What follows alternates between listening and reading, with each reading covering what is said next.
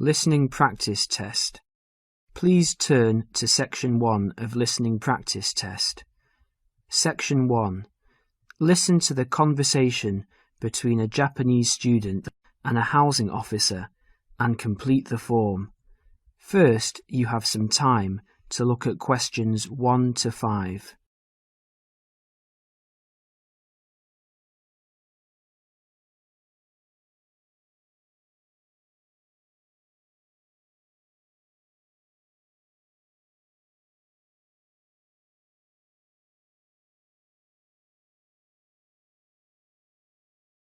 You will see that there is an example which has been done for you. The conversation relating to this will be played first. Yes, what can I do for you? My friend is in a homestay and she really enjoys it, so I'd like to join a family as well. Okay, let me get some details. What's your name? My name is Keiko Yoichini.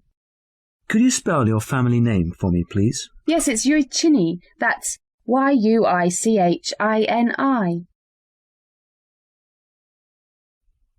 The student's family name is Yuichini, so that has been written on the form. Now we shall begin. You should answer the questions as you listen, because you will not hear the recording a second time. Now listen carefully and answer questions 1 to 5. Yes, what can I do for you? My friend is in a homestay and she really enjoys it, so I'd like to join a family as well. Okay, let me get some details. What's your name? My name is Keiko Yoichini. Could you spell your family name for me, please? Yes, it's Yoichini. That's Yuichini. And your first name? It's Keiko. Keiko. That's Keiko Yuichini. Okay. And you're female. And your nationality? I'm Japanese. Right. And could I see your passport, please? Here it is. Okay, your passport number is JO6337.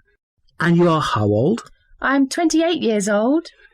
Now you're living in one of the colleges. Which one? Willow College, Rome 21C. Right, 21C, Willow College. And how long are you planning to stay with Homestay? About 4 months, longer if I like it.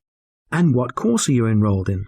Well, I've enrolled for 20 weeks in the Advanced English Studies because I need help with my writing, and I'm nearly at the end of my first 5-week course. Right, so you've completed 5 weeks and you have enrolled for another 15 weeks. That's about 4 months altogether. That's right, about 4 months.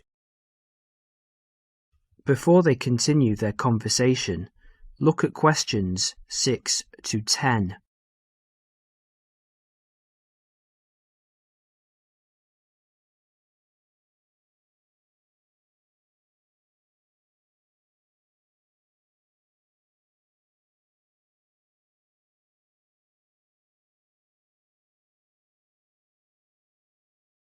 As you listen to the rest of the conversation, complete the form by filling in the numbered spaces 6 to 10. Okay. Do you have a preference for a family with children or without children? I like young children, but I like to be with older people. You know, I like someone of my own age. Okay. And do you smoke or drink? No and no. Would you mind being with a family of smokers? Yes, I would. I don't like smoking. I'd rather be with a family of people who do not smoke or drink. Okay, and what about pets? Oh, I love animals. I'm a veterinarian, so that's fine. The more the better. All right. Now what about you? Are you a vegetarian or do you have any special food requirements? No, I'm not a vegetarian, but I don't eat a lot of meat. I really like seafood. And what about your hobbies? I like reading and going to the movies. Do you play any sports? Yes, I joined the handball team, but I didn't like that, so I stopped playing. You know, I played tennis on the weekend with my friends. All right, let's see. Name, age, transport. Are you familiar with the public transport system? No, I'm not really, because I've been living on campus. I've been to the city a few times on the bus, but they're always late. What about the trains? I like catching trains. They're much faster. Well, let's go and check on the computer to see what I've got. Listen, would it be okay to leave this with me? Could you come back after class this afternoon? Yes, of course. I'll check my records and I will give you details this afternoon. Thank you for your help. It's a pleasure. I'll see you this afternoon. Bye. Bye. That is the end of section 1. You now have half a minute to check your answers.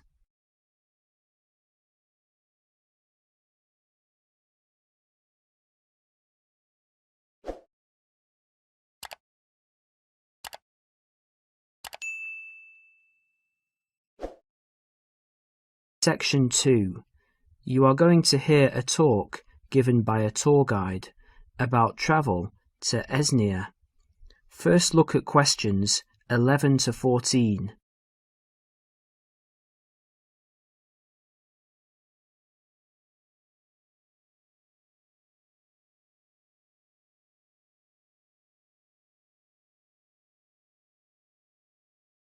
As you listen to the first part of the talk, answer questions 11 to 14. Hello everyone. As you know, this agency has specialized in tours and independent travel to Esnia for over 20 years. It's a magnificent place to visit, but it's not always as easy or as comfortable as it might be. So this tour is designed to help you handle the bureaucratic hassles and give you time and energy to enjoy the beauty of this breathtaking country. The first hassle is visas. Nowadays, Esnian visas are needed by almost all nationalities. The normal visa lasts for just 90 days, but a renewal is possible. It is worth leaving yourself plenty of time when applying, or I suggest, from experience, 2 months. That should do it. The latest confirmed price is £30, but it should be noted, and a lot of our regular travellers tell us that the price may change without notice and hold up visa processing. So ring up the Esnian embassy and check the price before sending out forms. Now, for those of you who are intending to take Esnia as part of a longer tour and want to wait till you get to another country, do remember that some Esnian consulates in neighbouring countries require you to provide a letter from your own embassy, just to confirm your nationality. You can find a list of major embassies throughout the world in the student handbook on page 13. Oh, and one more thing. Check whether you need a multiple entry visa if you're leaving and re-entering Esnia on your tour. Before the talk continues, you will have a chance to look at questions 15 to 20.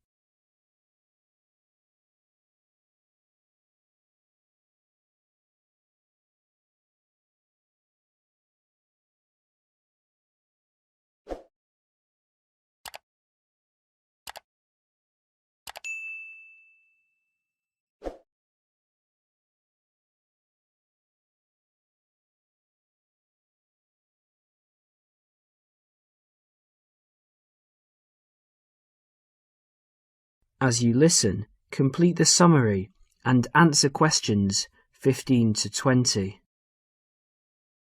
Now, some miscellaneous general advice. Firstly, if you're rich enough to bring in over $1,000 in cash or traveller's checks to Esnia, you need to fill in the currency form. Don't forget this. You could get into trouble if you do. You must declare all of your items and more expensive items, such as video cameras, on the tourist export form, which you can arrange to carry in advance. Regarding health regulations, although Esnia is becoming a generally healthier country with every passing year, neighbouring countries remain cautious with regards to health standards there, and therefore it is worthwhile carrying a health certificate. The one you need is the BM276. Now all of you here are students, and there will be plenty of concessions for young people travelling in Esnia. The Esnian Transport Authority, for example, issues a special youth fare card which you can get in any railway station. Just show your international student card. Information about getting this is in the handbook, and give 2 passport photos. And by the way, because there is so much bureaucracy in Esnia, we advise you to take at least 12 passport photos with you. They're not always easy to get done there. Finally, a bit more about currency. Pounds won't get you very far in Esnia these days, so they're no good. We advise people to carry either yen or Australian dollars. US dollars are starting to cause difficulties because of political disputes. Another surprise is that credit cards are virtually useless because of fraud scandals. Do carry traveller's checks, but we advise medium denominations.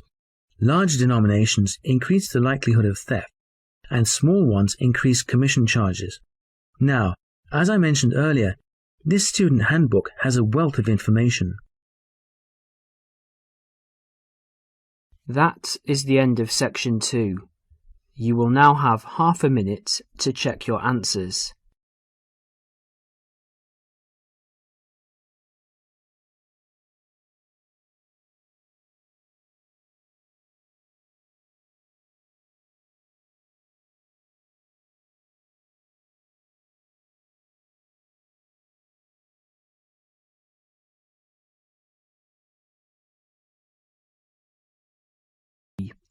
Section 3. In this section, you will hear a discussion about shopping habits. First look at questions 21 to 24.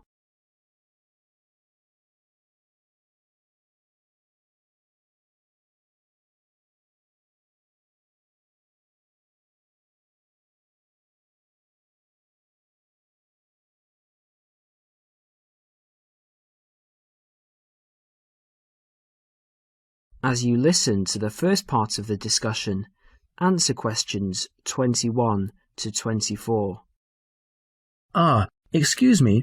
I wonder if you'd mind answering a few questions. You see, I'm doing a project. Fine, what's this on? Well, I'm looking at the people's shopping habits. Okay.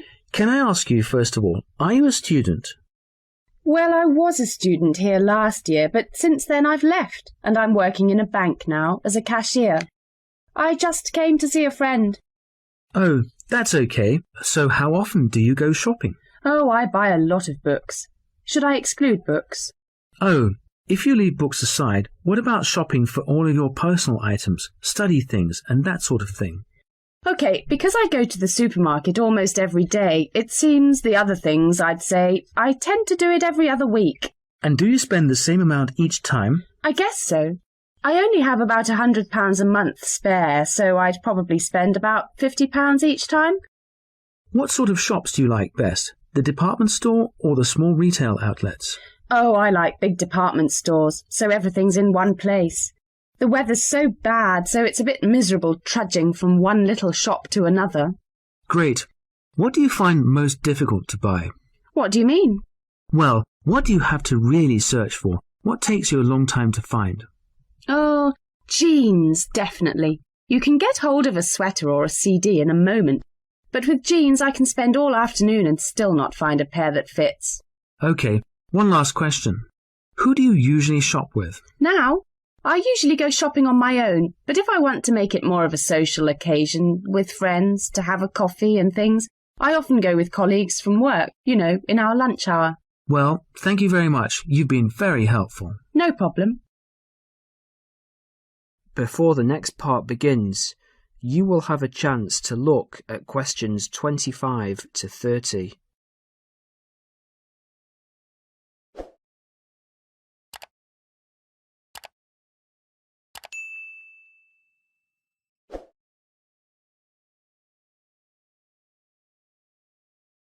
As you listen, answer questions 25 to 30.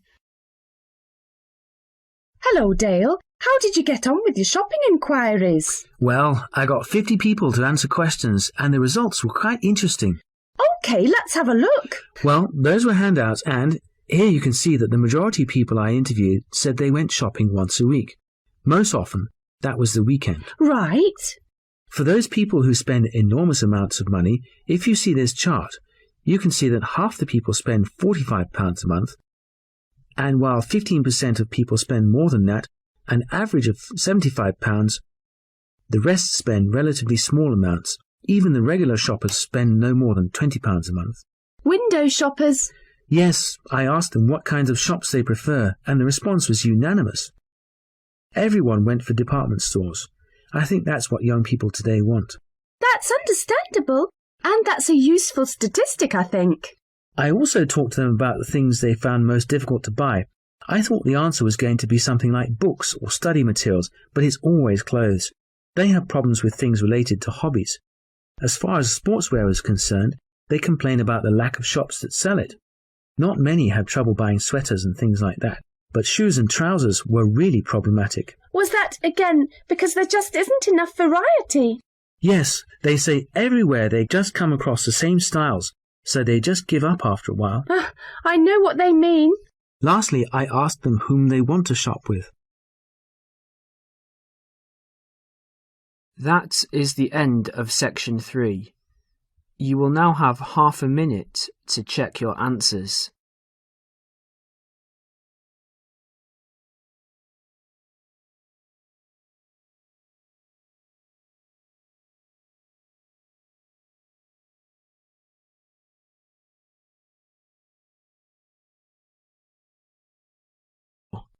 Section 4.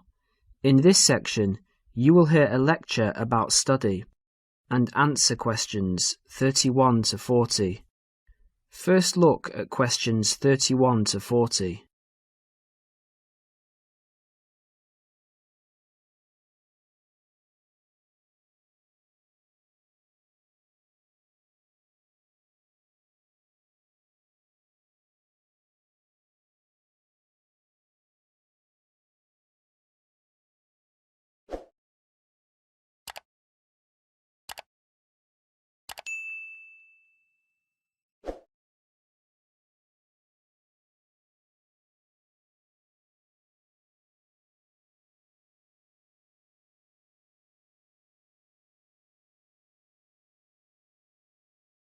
As you listen to the lecture, answer questions 31 to 40. Can anybody hear me? Is this microphone working? Good. Now, welcome everybody to the second of these lectures on successful study at college.